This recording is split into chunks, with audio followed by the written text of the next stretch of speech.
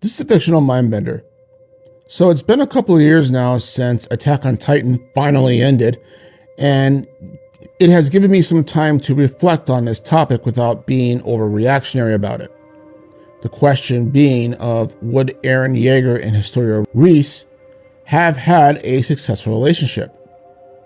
The background, more or less, basically goes that in season 3, that both of them were kidnapped by Historia's recently returned long-lost father, Rod. Reason being because it was now confirmed that Eren now had the founding Titan along with the attack Titan. And Rod was trying to literally keep it in the family, since that power had always been passed down in their bloodline. That is, before Eren's father came in and killed the entire family.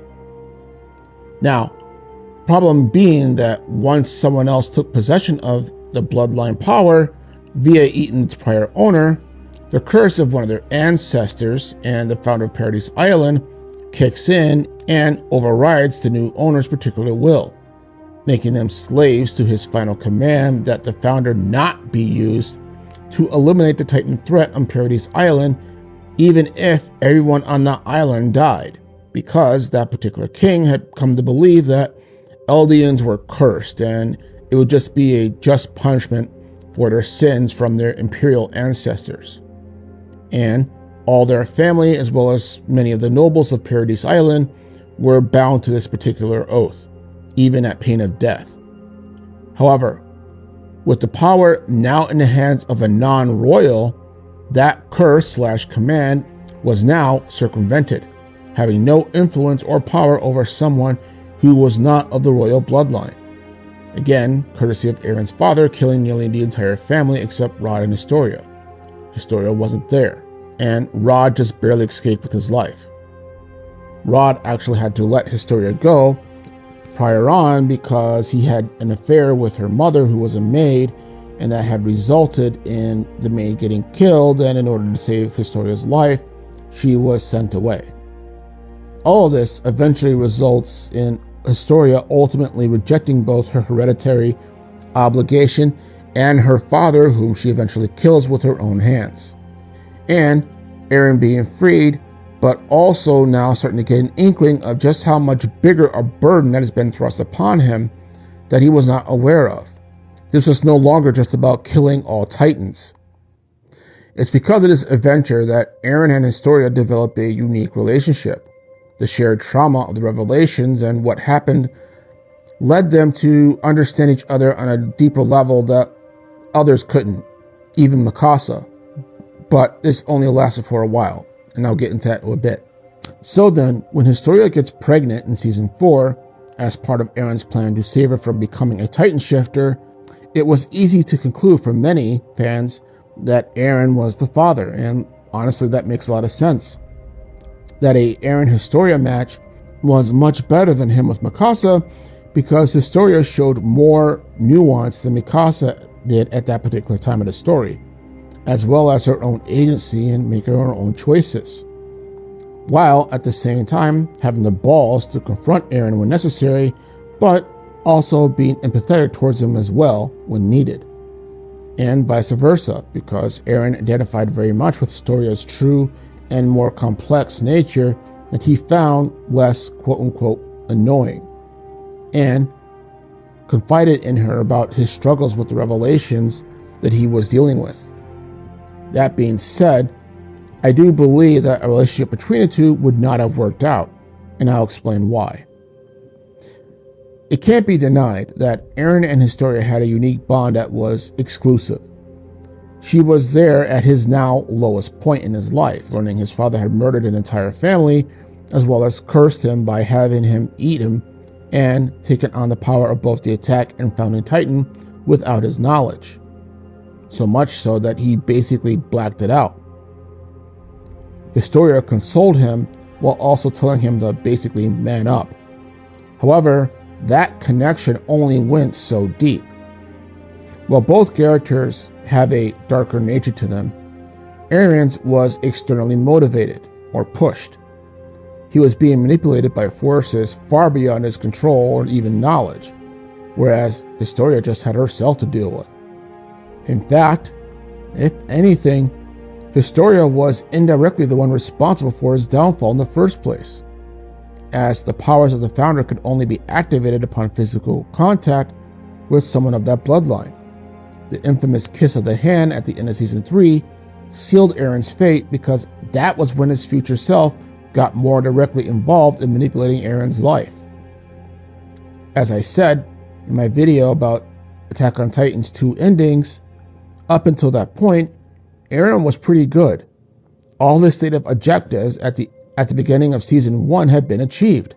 The Titans were gone. Paradis was free as much as he knew. And he had his friends surrounding him, and more or less, even though he had only a certain amount of time to live, he still felt pretty free for the first time in his life.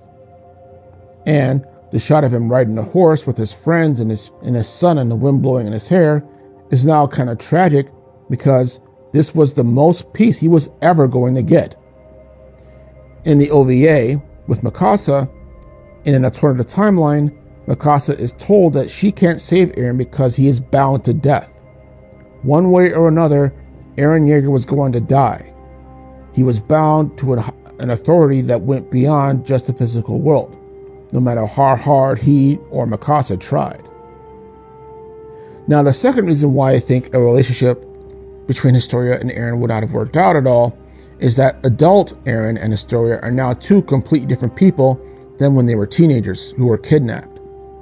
She's more or less at peace by season 4, even with the kid that she's having or is on the way. Essentially, her journey is basically done. No matter the political issues kind of going on, she's more or less made peace with her past, and that is basically settled now. Eren's last conversation with her shows as much, and in this light, Eren's last conversation with her has much more gravitas because it is the conclusion of that relationship and just shows how limited it actually was. Yes, Historia was the only one of that circle of tight-knit friends that he told the full scope of his plans to. And that's important, don't get me wrong. But also too, Historia couldn't live with that knowledge. She couldn't condone the annihilation of the entire human race, even to save her own people. And that wasn't the curse of the king working, that was just her own morals. So, what does Eren do? He erases or buries the memories entirely so that she's not aware of it anymore. Relationship concluded, problem solved.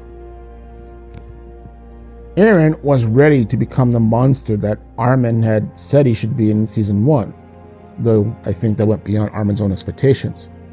And far beyond the monster that Commander Eren was, no disrespect to Eren because he's easily one of the top 3 badass characters in Attack on Titan.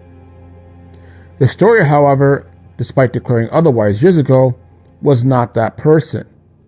She was not willing to become a monster nor aid in another monster's actions, no matter how much she may have cared for him. And if they had a relationship at that point in time, that for certain would have broke it. The third reason is that given what happens when Eren touches anyone from the royal bloodline, it makes any kind of physical relationship impossible. I'm going to have to go there, so my apologies for this, but if you can imagine the two of them trying to have sex, what would that have been like? It takes the whole idea of sex being a traumatic experience to a whole other level because all of time and space now floods into your brain. And anytime that happens, it throws into a state of shock if he's not overwhelmingly angry, that is. Hell, he can't even have a normal conversation with his own brother, Zeke, without keeping a good distance from him because of that particular physical factor. And you thought Rogue and Gambit's relationship was cursed. And at this point, it's worth mentioning one other point here that people are going to throw up. That of Eren and Mikasa's relationship. Now, season 4 confirms that Eren does love Mikasa and vice versa, which is well known already before season 4.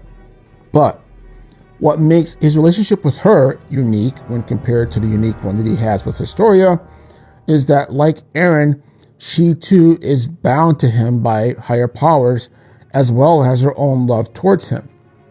In every timeline, Eren meets Mikasa and the two of them form a strong bond. She always chooses to fall in love with him, even though she can't save him. And it appears that in every line, Eren also falls in love with her, though he's not the greatest at expressing that. While Mikasa does not understand Eren's suffering on a level that Historia did, something that she was clearly jealous about, but out of love for him and respect for Historia, respected, Mikasa still accepted Eren regardless, as long as she could be next to him. She didn't want him to become a monster, but still loved him regardless when he did become one, more than anyone else, Historia included.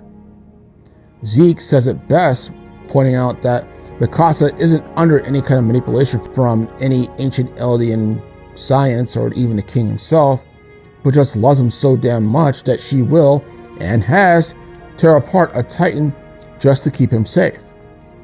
And Ymir, the original founding Titan, now on the ethereal paths plane, uses this to get answers for herself regarding her own relationship to a monster, the king that was responsible for enslaving her, cutting out her tongue, and having her own kids eat her after she died. Honestly, that king is the true villain of Attack on Titan. Fuck him. Yet, while Mikasa is ultimately willing to kill Eren, she also refuses to abandon him or forget about him. Even long after he's dead and into their descendants or reincarnations or whatever they are's lives. Their relationship is different from Eren's and Historia's relationship because it goes much deeper. But that doesn't throw shade on Historia either, because this happens in real life.